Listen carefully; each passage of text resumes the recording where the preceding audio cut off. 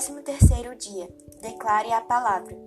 Não importa a respeito de que você está orando, apenas creia e vai receber o que pediu. Infelizmente, muitos invertem a ordem das coisas. Oram e então checam se ainda estão sentindo alguma coisa, se ainda sentem a dor ou coisa parecida, e concluem que Deus ainda não lhes ouviu a oração. O padrão de Deus é crer primeiro e então receber. A Bíblia não diz que devemos sentir que recebemos.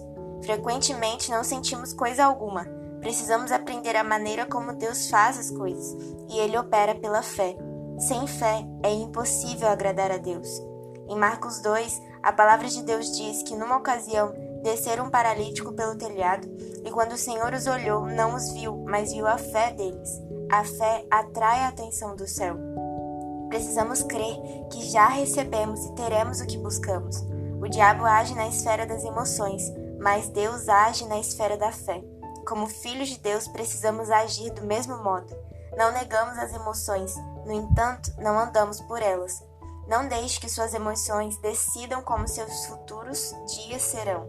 Não seja guiado pelas emoções, mas ande pela fé. Ande em fé. Deus nos deu emoções, devemos desfrutar delas, porém, não devemos ser guiados por elas. Também não devemos andar por vista. Muitas pessoas já morreram porque pularam em piscinas vazias que pareciam estar cheias. Quantas vezes estamos com o carro parado e quando o carro do lado começa a se movimentar, pensamos que é o nosso carro que está recuando. Nossos sentidos podem nos enganar. Fé é crer que já recebeu e então ter o que buscou. O milagre às vezes é como a geração de um bebê. Ele é concebido num dia, mas só nasce 9 meses depois. O milagre da concepção já aconteceu, mas o bebê ainda não veio à luz. O fato de não ver o bebê não significa que ele não esteja a caminho.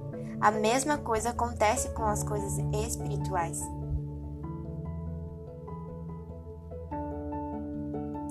Creia uma vez, fale 3. E Jesus respondendo disse-lhes: Tende fé em Deus, porque em verdade vos digo que qualquer que disser a este monte: Ergue-te e lança-te no mar, e não duvidar em seu coração, mas crer que se fará aquilo que diz, tudo o que disser lhe será feito. Por isso vos digo que tudo o que pedirdes, orando, crede que o recebereis e tê-lo-eis. Marcos 11, do 22 a 24. Há algo interessante no texto de Marcos 11, 24. Ele menciona 3 vezes falar e apenas uma vez crer. Muitos de nós cremos da maneira correta, mas estamos falando, confessando isso? Não é suficiente crer no coração, é também preciso abrir a boca e falar. Em 2 Coríntios 4:13 diz: Eu criei, por isso falei. Creio que este será o melhor ano da minha vida. Verei todas as promessas de Deus se cumprindo em minha vida. Verei a bênção da minha casa, das minhas finanças e do meu ministério. Uma vez que cremos, precisamos falar. Nossa fé é liberada por meio de nossas palavras. Precisamos falar a palavra de Deus em todo o tempo. Não precisamos dizer em público, mas ainda assim devemos falar em voz alta. Mesmo que não saiba nenhum verso da Bíblia, fale o que você quer ver. Se você tem dificuldade para ter filhos, não fale da situação, mas diga: Eu me vejo como pai ou mãe de muitos filhos. Eu sou pai de profetas. Jesus fez a confissão antes de fazer o milagre. Antes de manifestar o poder de quem ele era, o Senhor sempre fazia uma declaração. Ele sempre confessava, dizendo: Eu sou. Veja, por exemplo, a ressurreição de Lázaro. Quando alguém morre, temos o pior cenário possível. Nessa situação, qual foi a primeira coisa que o Senhor disse? Eu sou a ressurreição e a vida. O Senhor nem havia morrido ainda, mas ele declarou que era a ressurreição. Ele não disse: Espero que eu seja a ressurreição. Nada disso. Ele afirmou categoricamente: Eu sou. Ele estava certo de quem era. Nós também precisamos chegar a um ponto de renovação da mente em que tenhamos completa convicção de que somos nova criação. Não espero ser, mas sou nova criação em Cristo. Porque o Senhor disse que era a ressurreição e a vida. Então a ressurreição e a vida se manifestaram, e Lázaro foi ressuscitado. Você precisa confessar antes que possa ver.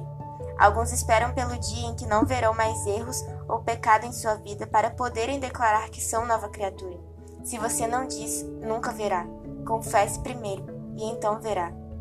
Não atentando nós nas coisas que se veem, mas nas coisas que se não veem, porque as que se veem são temporais e as que se não veem são eternas. 2 Coríntios 4:18. A orientação do apóstolo é que consideremos as coisas que são invisíveis, porque estas são eternas. As coisas que vemos são temporais e passageiras. O que é invisível? A nova Jerusalém e a nova criação. Mas estas são realidades eternas.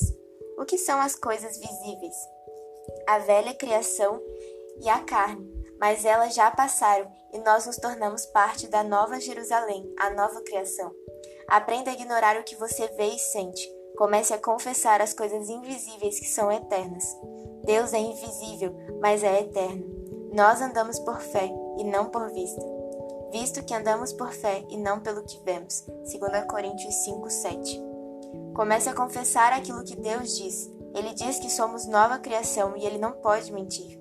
Então, mesmo que não vejamos, declaremos que somos nova criação, que somos justiça de Deus em Cristo. Outro exemplo está em João 9. Antes de curar o cego, o Senhor Jesus declarou: Eu sou a luz do mundo. Enquanto estou no mundo, sou a luz do mundo. Dito isso, cuspiu na terra e, tendo feito lodo com a saliva, aplicou-o aos olhos do cego, dizendo-lhe: Vai, lava-te no tanque de Siloé, que quer dizer enviado.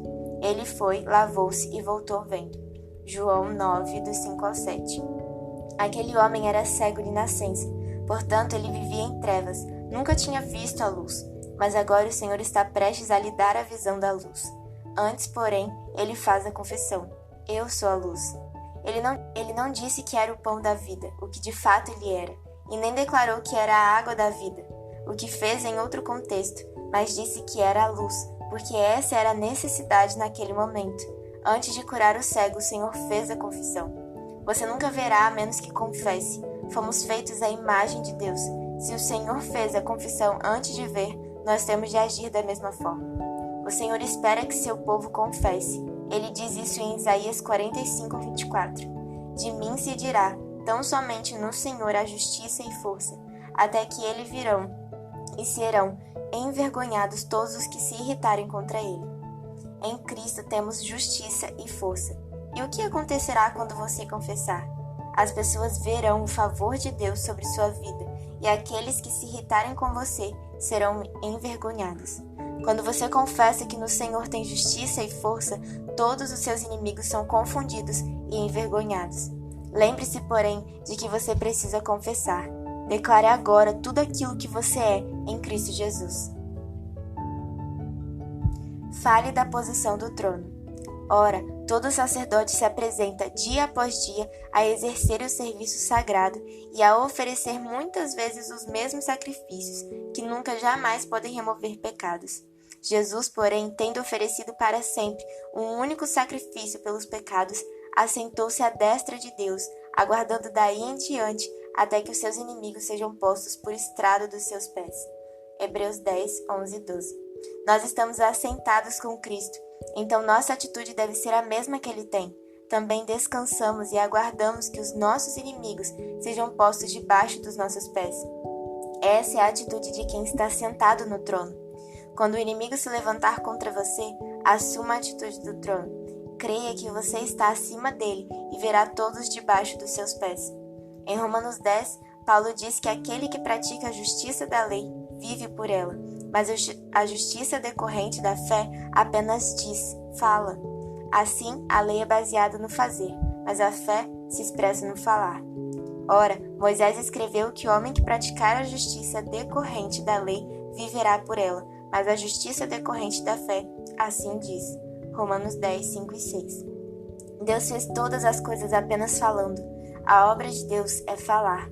Hoje, Deus quer que atuemos da mesma forma. Uma forma de entender a diferença entre a lei e a graça é entendendo que aqueles que vivem na lei estão sob o espírito de servidão. O servo faz as coisas. Todavia, na nova aliança fomos feitos filhos e, consequentemente, reis e sacerdotes.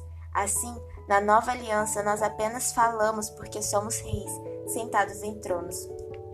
Servos fazem, mas reis ordenam. No palácio, todos os que trabalham são servos e escravos, mas o rei não faz, ele fala, e as coisas acontecem. Como sacerdotes, nós usamos as palavras para adorar e louvar a Deus, e como reis, nós as usamos para alterar as circunstâncias. Veja os seus inimigos debaixo dos seus pés. Quem está no trono precisa apenas comandar, e as coisas acontecem. Você já está assentado com Cristo nos lugares celestiais, acima de todo principado e potestade. Dessa posição você pode reinar em vida. E juntamente com Ele nos ressuscitou e nos fez assentar nos lugares celestiais em Cristo Jesus.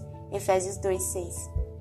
No livro de Josué, lemos sobre a guerra em que 5 reis cananeus foram derrotados. Eles foram derrotados e presos numa caverna. Depois, Josué mandou que os capitães colocassem os pés sobre o pescoço daqueles reis. Isso nos mostra que uma coisa é derrotar o inimigo, outra é fazer disso nossa experiência. Porque convém que ele reine até que haja posto todos os inimigos debaixo dos pés. O último inimigo a ser destruído é a morte. 1 Coríntios 15, 25 e 26. Quando o Senhor Jesus ressuscitou, a morte foi vencida. Então, o que significa pôr os inimigos debaixo dos pés? Os pés são uma parte do corpo, e o corpo de Cristo é a igreja. Isso nos mostra que a vitória já foi conquistada, como na história daqueles 5 reis, mas agora é preciso pôr o inimigo debaixo dos pés da igreja. Isso é experiência. Disse o Senhor ao meu Senhor: assenta-te à minha direita, até que eu ponha os teus inimigos debaixo dos teus pés. Mateus 24:44. O Senhor está dizendo que os inimigos foram todos derrotados, mas hoje Ele está pondo todos eles debaixo de nossos pés, o corpo de Cristo. Hoje nós estamos sentados com Cristo à destra de Deus Pai. Assim, aquilo que o Pai diz ao Senhor Jesus também se aplica a nós, e o que Ele diz é: assenta-te. Essa é a única coisa que o Pai nos diz para que tenhamos os inimigos derrotados. Quando nos assentamos, os inimigos são postos debaixo de nossos pés. Essa é a atitude do trono. Falar é ordenar e profetizar. Se formos precisos com a palavra de Deus, veremos que, como reis e sacerdotes, não deveríamos orar por enfermos e oprimidos do diabo. Deveríamos apenas ordenar que a doença e a opressão saiam. Não existe, na verdade, uma ordem para que oremos com os enfermos, mas há a ordem curar enfermos. O problema é que não temos usado nossa autoridade. Há momentos em que precisamos orar intensamente, mas há outros em que precisamos apenas falar. Quando Moisés estava diante do Mar Vermelho, o Senhor lhe disse: por que clamas a mim? Dize aos filhos de Israel que marchem. E tu, levanta o teu bordão, estende a mão sobre o mar e divide-o, para que os filhos de Israel passem pelo meio do mar em seco. Êxodo 14, do 15 ao 16. O bordão simboliza a autoridade. Quando um policial está vestido com seu uniforme, ele pode parar um caminhão na sua frente. Não porque ele é grande, mas por causa do poder da sua autoridade. O caminhão tem poder, mas o policial tem autoridade. Eis aí vos dei autoridade para pisar de serpentes e escorpiões e sobre todo o poder do inimigo, e nada absolutamente vos causará dano. Lucas 10:19. Nós recebemos poder e autoridade do Espírito Santo, por isso precisamos proclamar a cura do enfermo, declarar a purificação do leproso e expulsar os demônios. Nessas circunstâncias precisamos usar de autoridade e comandar contra a doença e a opressão. Se não acontecer o que você diz, imediatamente continue falando e falando, até que se cumpra a sua palavra. Disse ainda: o reino de Deus é assim como se um homem lançasse a semente à terra. Depois dormisse e se levantasse de noite e de dia, e a semente germinasse e crescesse, não sabendo ele como. A terra por si mesma frutifica, primeiro a erva, depois a espiga, e por fim o grão cheio na espiga. E quando o fruto já está maduro, logo se lhe mete a foice, porque é chegada a ceifa. Marcos 4, do 26 ao 29. A semente é a palavra, e nós a semeamos quando falamos, proclamamos. Você dorme e acorda dia após dia, mas continua declarando a palavra, até que a semente germina sem você saber como. Sabedoria não é saber como, mas saber semear a palavra. A terra por si mesma frutifica, não é resultado do seu esforço. A erva é 30 por 1, a espiga é 60 por 1, e o grão cheio na espiga é 100 por 1. Isso significa que o milagre quase sempre é paulatino e gradual. A declaração, a confissão, é a oração da fé que salvará o enfermo em Tiago 5,15. Nós fomos feitos reis e sacerdotes, e a palavra do rei tem poder. Não somos reis sobre os homens, mas sobre as doenças, sobre demônios e poderes espirituais. As coisas de Deus somente acontecem depois que alguém abre a boca e as proclama. Podemos ver esse princípio em Ezequiel 37. Se Ezequiel se calasse, os ossos secos nunca reviveriam. Veio sobre mim a mão do Senhor. Ele me levou pelo Espírito do Senhor e me deixou no meio de um vale que estava cheio de ossos e me fez andar ao redor deles. Eram muito numerosos na superfície do vale e estavam sequíssimos. Então me perguntou: Filho do homem, acaso poderão reviver estes ossos? Respondi: Senhor Deus, tu o sabes. Disse-me ele: Profetiza a estes ossos e dize-lhes: Ossos secos, ouvi a palavra do Senhor. Assim diz o Senhor Deus a estes ossos: Eis que farei entrar o Espírito em vós e vivereis. Porei tendões sobre vós, farei crescer carne sobre vós estenderei pele e porei em vós o Espírito, e vivereis e sabereis que eu sou o Senhor. Então profetizei segundo me for ordenado. Enquanto eu profetizava, ouvi um ruído, um barulho de ossos que batiam contra ossos, e se ajuntavam, cada osso ao seu osso. Olhei, e eis que havia tendões sobre eles, e cresceram as carnes, e se estendeu a pele sobre eles, mas não havia neles o Espírito. Então ele me disse: Profetiza ao Espírito, profetiza ao Filho do Homem, e diz-lhe: Assim diz o Senhor Deus: Vem dos quatro ventos, ó Espírito, e assopra sobre estes mortos para que vivam. Profetizei como ele me ordenara, e o Espírito entrou neles, e viveram e se puseram em pé, um exército sobremodo numeroso. Ezequiel 37, do 1 ao 10. Um vale de ossos secos é uma doença crônica que os médicos dizem não ter solução, ou uma dívida muito grande que não pode ser paga. O Senhor perguntou a Ezequiel: Poderão reviver esses ossos? Ele também nos pergunta: Esse casamento poderá reviver? Essa empresa poderá ser levantada? Essa doença pode ser curada? A resposta do Senhor foi: Profetiza aos ossos secos, diga para eles reviverem. Se Ezequiel se recusasse a profetizar, nada iria acontecer. O poder de Deus estava disponível, mas o profeta precisava falar. Ezequiel falou com esqueletos. Nós precisamos falar com coisas inanimadas, circunstâncias, doenças e demônios. Nós falamos e enquanto falamos, Deus opera. Muitos crentes não têm resultado porque estão fazendo coisas em vez de falarem. O fazer é da lei, mas o falar é da graça.